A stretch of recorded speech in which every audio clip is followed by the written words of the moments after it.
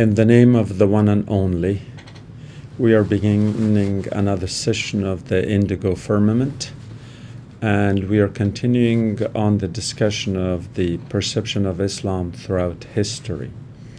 In the last session, we discussed how Islam was perceived in the Indian subcontinent, and then we went into China and the influence of Islam or Muslims on the Chinese culture, and the role that Zheng He, the great Muslim Chinese admiral, played in propagating Islam throughout the Philippine and Indonesian archipelagos. And we also emphasized the fact that in contrasting the Turco-Mongolian culture to the north, a more warrior culture, and contrasting that with the Chinese culture to the south, where the emphasis was on creating teachers and philosophers as heroes instead of warriors. And then the influence of that more pacifist attitude in respect to how China influenced the entire region, when China would have been at the height of its civilizational glory, and its influence both in trade and business. And in this regard, perhaps due to not exclusively, but to a large extent, to the role that Zheng He played as he traveled from one port city to another and all the way to the Indian Ocean. In sum, we can say that Islam would have had a more positive perception in the minds of many, that it required certain discipline, which would have been in compliance with the authoritative nature of the Chinese culture, especially in respect to Confucius. And we understand that authoritative nature of the Chinese culture continues on to this day. As we can see in modern times, the way the Chinese are trying to manage both the official role of the Communist Party, as China is still probably the world's only communist country. That is the role of the Communist Party as the center of authority, and the Chinese cultural view of an authoritative authority. Now, this may or may not be understood correctly in the West, because it is not necessarily undemocratic.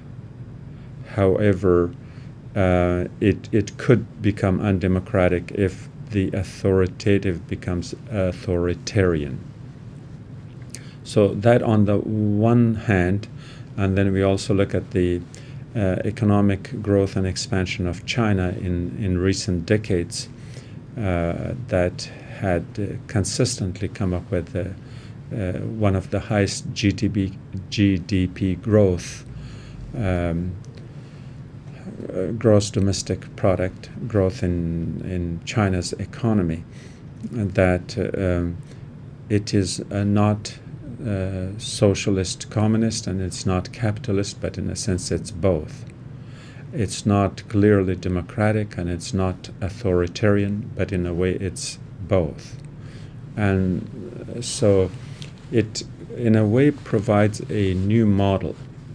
And yes, we are not going to discuss that aspect of it, but I'm trying to explain a modern perspective of how China is being viewed now, and how that role would have been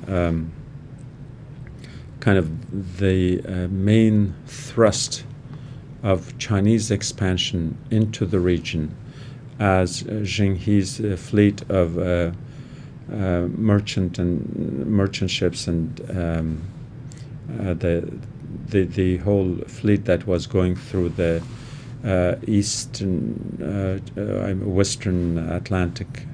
the Western Pacific Ocean, the East China Sea, Malaccas, and then further down into the Indian Ocean and the coast of Africa. So all in all, one can assume that Islam, as far as that particular Chinese, looking at it from the particular Chinese angle is concerned, that it would have been a positive perception.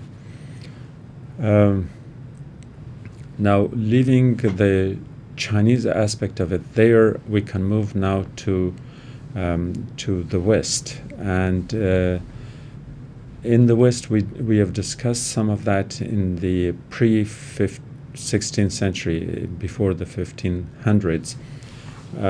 What we are going to discuss today is how the perception of Islam changed, or we could probably correctly say how it worsened in the minds of the Westerners after the 1500s. Before the 1500s, there was a strictly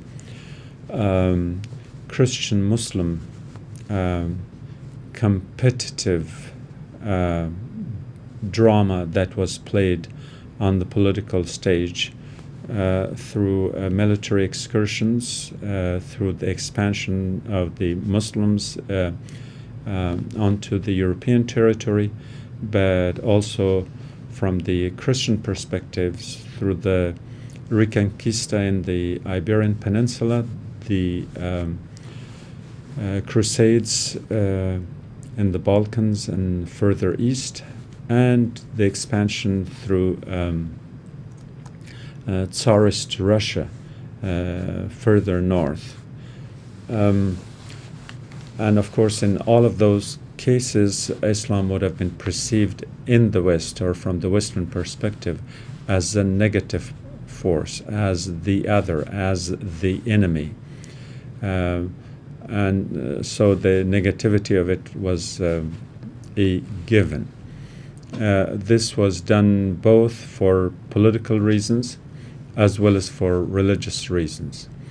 As Christianity is a religion with a sense of mission to convert as many to Christianity as they can, and in some ways Muslims adopted that zeal, that sense of a purpose, the sense of a global mission, which is becoming even more so in recent times. And that puts Christianity and Islam loggerheads, for lack of a better term, and very competitive, especially in the continent of Africa right now, but elsewhere as well. We need to understand the state of a global political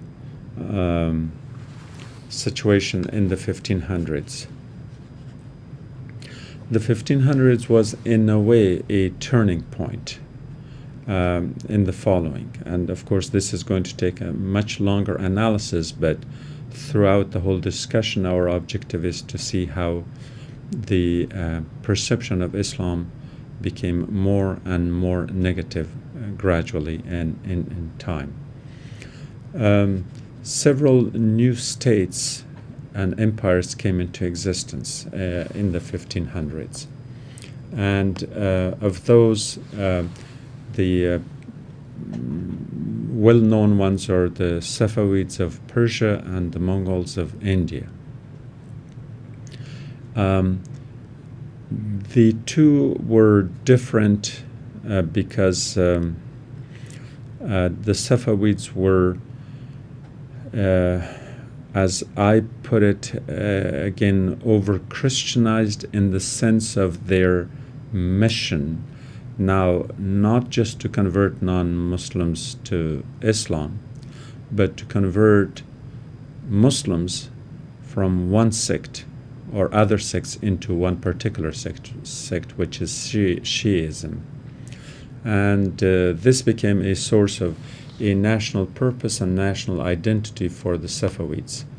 The results were both negative and positive. The positive was that it created a sense of purpose for them to re-identify themselves. And when I mean themselves, it's a Turkic dynasty that attaches itself to non-Turkic, Aryanic or Iranian culture, and it adopts the culture of those that they ruled, and it champions their cause as Shiis, and it champions their cause as quote-unquote Persians or Persianate cultures. This would have been the positive. The negative was that in the pursuit of this objective, the Safavids became very destructive, in the sense that on the one hand they entered into a very bloody competition with the Ottomans to their west, and those wars lasted for nearly a century that devastated both the Ottomans as well as the Safavids. Furthermore, within the domestic policies of Persia, Safavid Persia, the political suppression, the denial of alternative views, and the forced conversion of at least 65% of the Persian population into the Shia, not just as a religion, but more as an ideology. This drove away philosophers, thinkers, scholars, poets, and many more away from Persia at the time. So Persia was kind of redefining itself, and it was becoming more and more sectarian. And as it became more sectarian, it also became more isolated. As it became more isolated, it lost some of its best minds. And so these people had to run for their lives only to be able to exercise their freedom of thought. And at the time, it just happened that since going to the west towards the Ottomans would have been even riskier, as the Ottomans were seen as the enemy number one from the Safavid perspective, then they had to move east. And they moved east through Afghanistan and what is Pakistan today, all the way to India. This enriched the Indian subcontinent, the Muslim community in the east. Not only was Persian language moved there, but different than that in Safavid Persia, because in Safavid Persia it became compulsory as the state apparatus, whereas under the Mughals in India it was a free choice and a free option. And these Persian scholars and poets and thinkers enriched the Mughal empire in India. And so the wealth and the richness of the Mughals came at the expense of Persia being impoverished at one level, and then later revitalized but also recast in a totally different mold, which would be the Shia identity. And as I said, since the Shia identity for Safavid Persia became an ideology, so ideologically, the greatest damage it did to the Persian culture was that it isolated it from its surrounding. And that isolation is bogging them down to this day. That Persia could play a much more significant role in a Muslim world of, say, the 21st century, had it not been for their isolationist attitude in the context of an ideologized sectarian thought. This is my take on analyzing Safavid Persia. And so if you're looking at the perception of Islam, at one level there was a positive perception. In other words, the Safavids were seen as the patrons of art and sciences and philosophy and all of that which defines modern Persia in a way.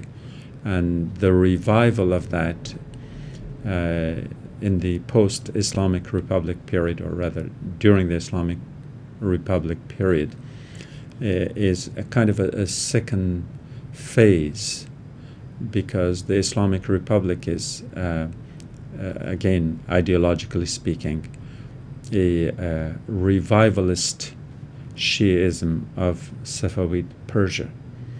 And since we are talking about modern politics, we can see since the beginning of the Islamic Republic, the establishment of the Islamic Republic in 1979 to this day, that isolation of Persia, which used to be isolation from its surrounding states, from its surrounding Muslim states, from the Ottomans in the west, from the Shaybanis in the northeast, from the Afghans in the east, and from the Mughals and from the rest, and certainly from the Arabs to the south.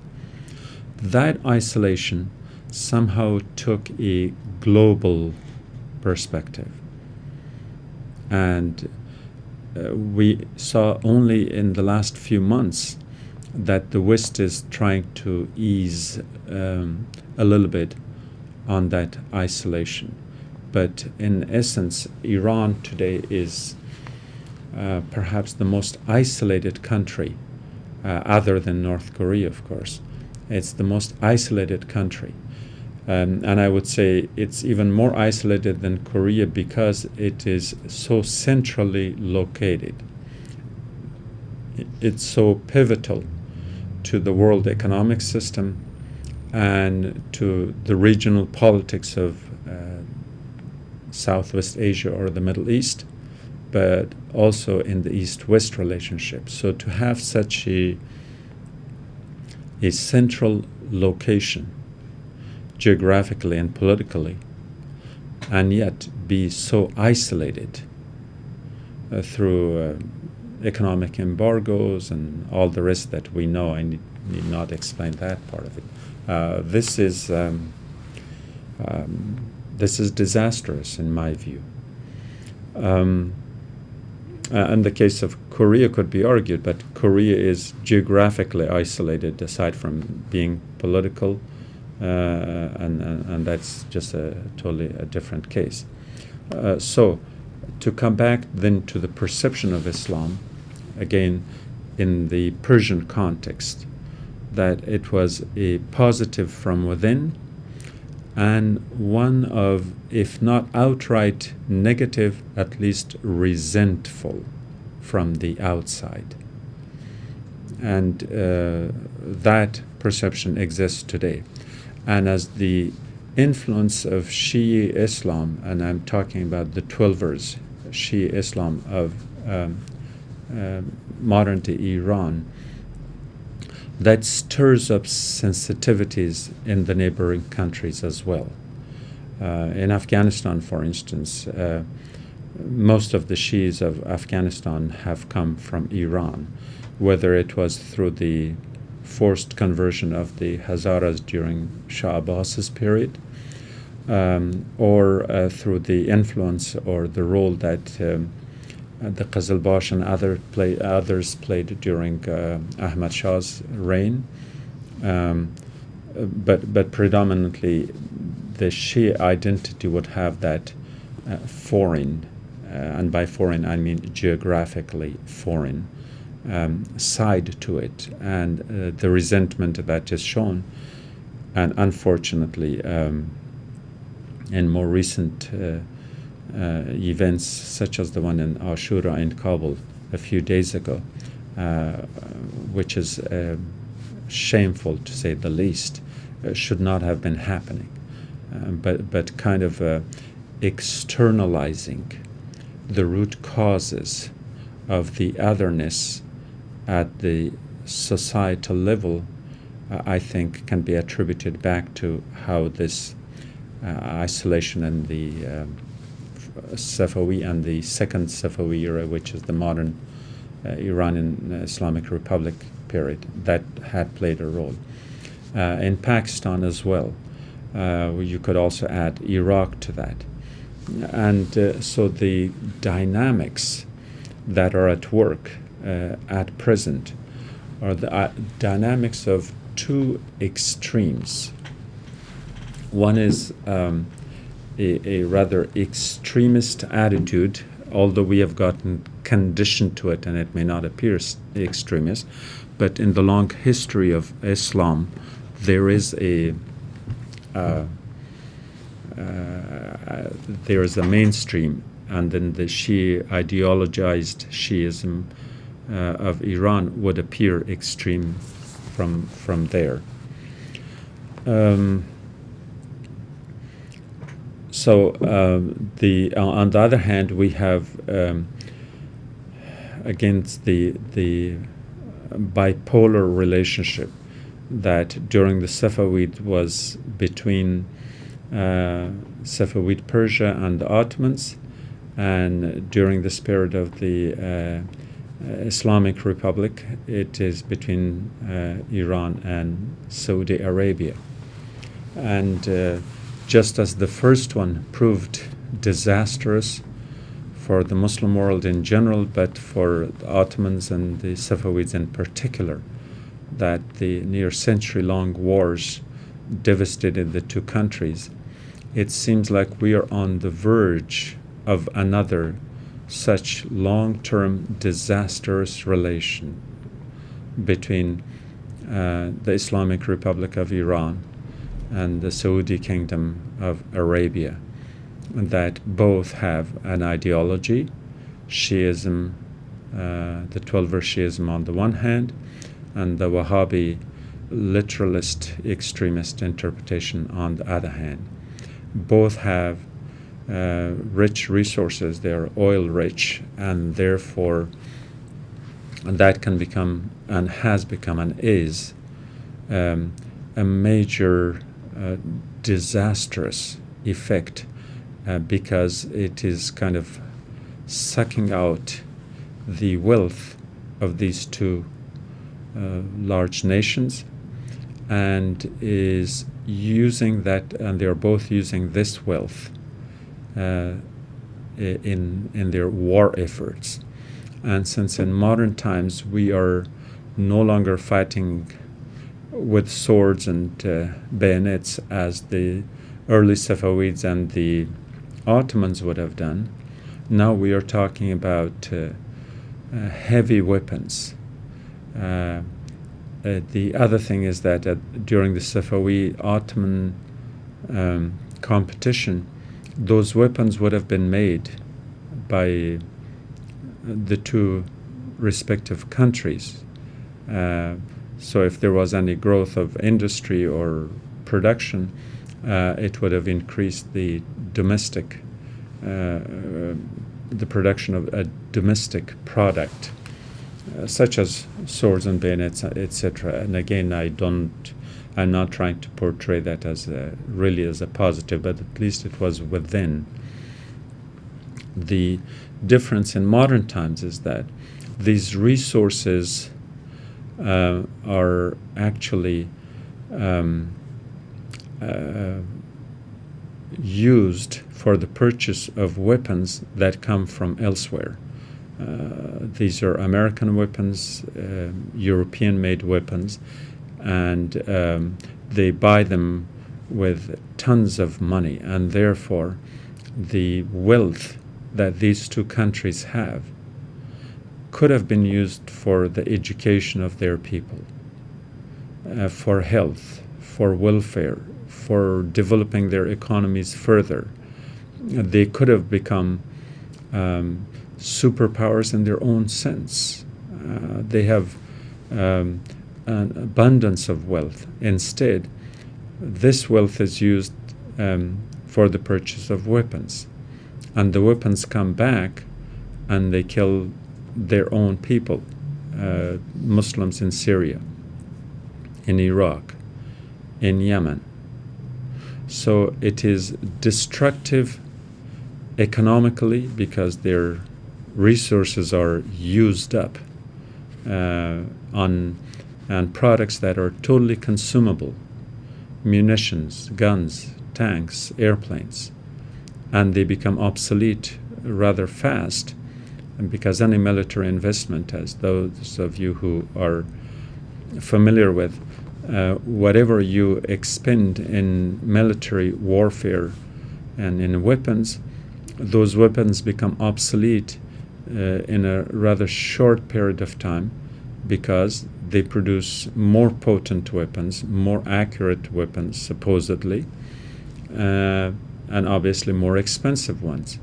And so if your neighboring country gets them, you want to get them, and this competition is draining the resources of these two rich countries. And on the other hand, it is killing thousands of people in all of these fronts, whether it's Syria, Iraq, Afghanistan, parts of Pakistan, Yemen, Somalia, and so on.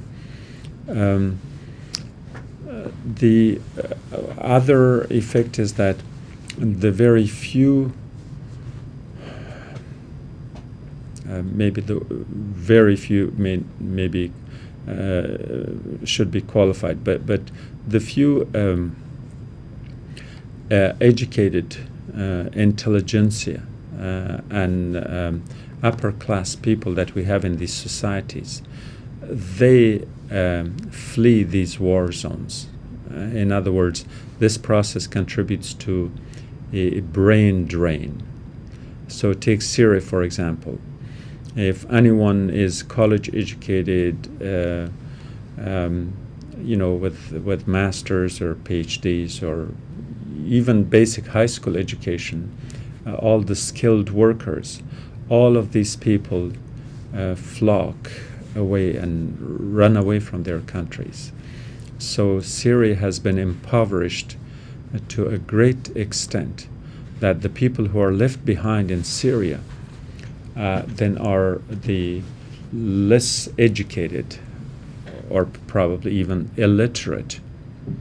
And when people become less educated, they become vulnerable to all sorts of propaganda, including a religious extremist one. And so a society that was posed for a modernization, that was on the edge of becoming a more modern-oriented country, that Syria was. The Syria that produced the likes of Michel Aflaq and other great thinkers, whether they were of the pursuit of Arab socialism or Islamic revivalism, regardless, these were great thinkers, great scholars. Those types of people would not be produced in Syria, at least in the foreseeable future, because the more educated elite, they have left the country. So Syria has been impoverished.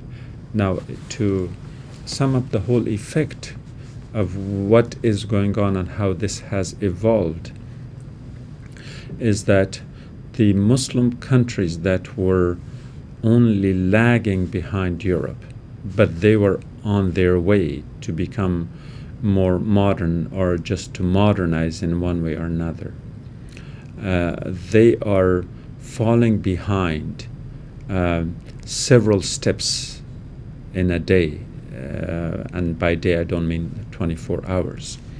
So what happened is that the resources of the Muslim lands are depleted.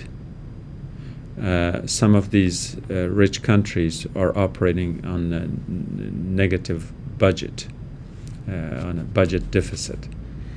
The budget that was supposed to have been spent on education, health, welfare, development, building in economic infrastructure, that is spent on weapons. And then weapons are turned on each other. And so it is not an exaggeration to say that these times of ours probably define the greatest disaster in the history of Islam. It's certainly greater than the great fitna, the catastrophe of the time of the Umayyads, because of its sheer magnitude. And the fitna of the Umayyad period was a terrible one. I do not mean to take away from anything from that, but in terms of the magnitude, what is happening now, it is, as far as the Muslim world is concerned, it is global. These things affect almost every country of in every Muslim majority country, and the problem is that whatever advantage they may have had because they have natural resources such as oil, gas, and other minerals, those are being looted one way or another. They are being depleted one way and another. And in return, they are not getting anything tangible to show to the next generation as to what is it that they are doing with this. Like I said, weapons become obsolete rather rapidly. The economic infrastructure in many of these countries is at a very, very basic level. I don't even know if there is any such a thing, if one can even claim that there is an economic infrastructure in Saudi Arabia. Yes, the oil production is called an industry, but it doesn't produce anything. It only extracts natural resources that is used primarily to fuel the progress of Western economies and to halt and harness progress in the Muslim lands. You could say pretty much the same for Iran, that yes, it may have somewhat more advanced economic system than Saudi Arabia, but the embargoes have made a big dent on that as well. So to sum up this segment of the Islamic perception, as I said, it is becoming more and more negative and progressively more negative in more recent times, partly because of what is happening in the Muslim world itself, and partly because of the involvement by the West. And speaking of the West, we can then also assess that aspect perhaps in this segment or maybe in the next one as to how that changed. But let me also talk about the Ottomans. The Ottoman Empire is one of the longest reigning empires in human history, back from the 1200s to the early part of the 20th century. It was built on a notion of a newly culturally adopted identity that the Turkic nomad tribes that moved from Mongolia to Central Asia through Afghanistan and Persia into Anatolia finally formed a state, and the state gradually grew stronger and it expanded at the expense of both the states around Anatolia, but eventually also in the Balkans. And at a time it did become the superpower, especially in the European context. And since its expansion came at the expense of other European states, primarily in Eastern Europe, the Balkans, across the Black Sea towards Russia, in the Caucasus, and into Arabia, the Fertile Crescent and the Arabian Peninsula, on to Egypt and North Africa. And therefore the Turks were able to turn the Mediterranean into what has been called by some as the Muslim lake. Now, their influence there would have been in respect to Piri Reis, for instance, who was this great Ottoman map maker. I don't think that's the correct term, but he was drawing maps, including those of the Western Hemisphere, that may have been leaked to the earlier explorers. That's a whole other area that we can talk about. But Piri Reis was very instrumental in that, because what eventually led to the Age of Discovery perhaps could not have happened without the use of having reliable maps that Piri Reis did, and also the concept of gridded maps that somehow reduced total reliance on positioning ships vis-a-vis the North Star, the Polaris. You could probably correctly call that the GPS element in that. So that was a positive thing there. In terms of science and technology, the Ottomans continued on what I refer to as the civilizational heritage of Islam that had started centuries earlier, and they continued on. So in that respect, it was very positive. The Ottomans also created a multinational empire.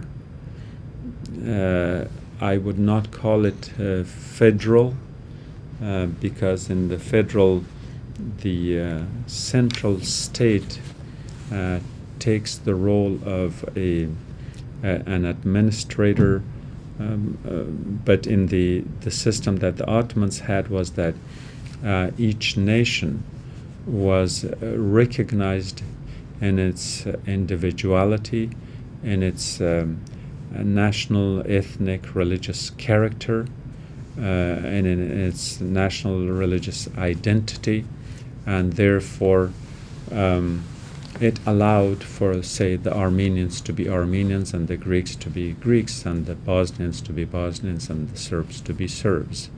This was a very distinct and a very positive development in governance. I'm speaking globally here, because the trend before that was that anytime an empire expanded and annexed a neighboring state and territory, they wanted them to basically convert in every way possible.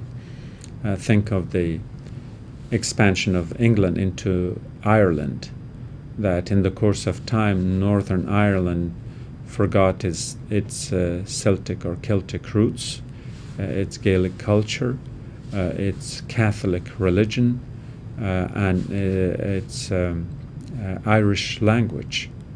So Northern Ireland was anglicized to a point that it stands apart very distinctly from the rest of Ireland. And the effort of IRA and all the struggles of the 60s, 70s, and 80s, and even into the 21st century, is a manifestation of that resentment of the Irish, who were, in a sense, converted into another religion, another culture, another language, and so on. So this was the norm.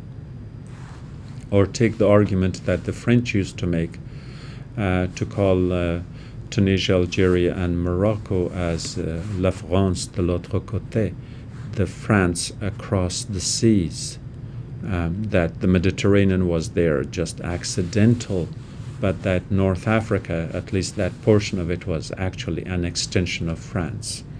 And so therefore they forced people to speak only French. Speaking Arabic was a crime. And for those of you who want to do further research on this, perhaps the Battle of Algiers, which is a classic in its own right, that shows French state-sponsored terrorism. And in that sense, in that regard, the French policy was nothing but terrorism in suppressing a culture, a language, and an identity, and to try to create French identity across the Mediterranean. The reason I'm mentioning these two examples is that because this is what was considered the norm. And yes, there were cases in the Muslim world too, and we have discussed some of that before, like in India, for example. But the way the Ottomans distinguished themselves is that they did none of that. They had Arab subjects that were Arabs before and remained Arabs during the Ottoman rule, and are Arabs after. We had people in the Balkans, and I did mention a few of those nationalities, that after the Ottoman rule folded back into Anatolia, all of these cultures, whether they were Bulgarians or Greeks or Romanians, Moldavans, etc., etc.,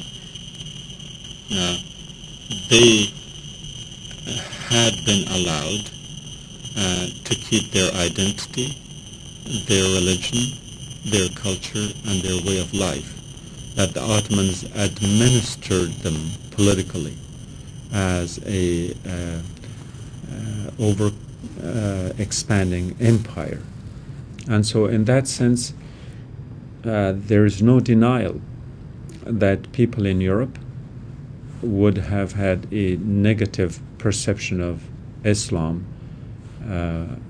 insofar as Islam was represented by the Ottoman Turks. The word Turk to this day is seen at one level as a racial slur. Calling someone a Turk or a Pasha in the European context is an utterly negative thing. Take the resentment one step further, that the piece of furniture on which they put their feet in Europe and in America, in European culture, is called the Ottoman, which is again not only derogatory, degrading, negative, but it presents that negative perception of who the Ottomans and the Turks were.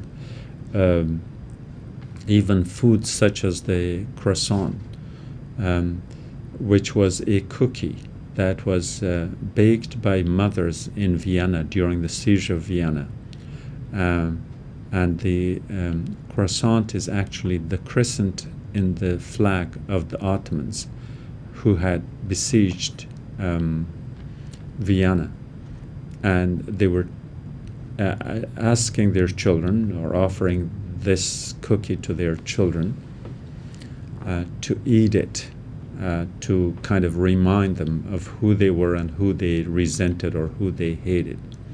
So whether it's in the clothes, or it's in the furniture, it's in the food, or it's in the general attitude, or whether it's in the naming and expressions that we use, even the word turkey, which is applied for the bird, but also sometimes for individuals, that is a derogatory use. So in any way you look at it, the Europeans had a great resentment of the Ottomans, of the Turks, and of the Muslims, as the three were synonymous with each other from their religio-political perspective. Now, from the Ottoman perspective, of course, they saw themselves as a positive force, as a unifying force, and a force that kept the glory of Islam, that they manifested, that they represented, and that they were the bulwark of this great heritage in keeping and in protecting and in defending the Muslim lands. But as their power dwindles and territories are lost one by one to the European powers that are expanding through the age of colonialism, then of course the Ottomans find themselves in a great dilemma, still not ready to admit that they are behind, and then they start their reforms either through the Tanzimat movement or through the Young Turks movement and others that turned disastrous in one way or another. All of these were kind of a slow admission of the fact that the Ottomans have stalled and slowed down the progress of what once was a great Islamic civilization, and that now they were in need of a revivalism and revitalization. And in modern times, that has been turned more towards economic prowess, trade and commerce. But in the earlier period, late 19th and early 20th century, the focus was primarily on the military. And I think it's the military which is the crux of the matter, because by Ottomans feeling safe that on the one hand they saw themselves equal to the Europeans, but then slowly realized that they were lagging behind, and if they felt themselves as being the defenders of the faith, the caliphs, a concept that was adopted by the Ottoman sultans much later. In the earlier periods, they did not call themselves caliphs or khalifas. And so this venture into militarism, or trying to acquire and adopt military technology by the Ottomans, became a model for many other Muslim states. And the result was perhaps one of the other great disasters. There is no shortage of disasters in this regard.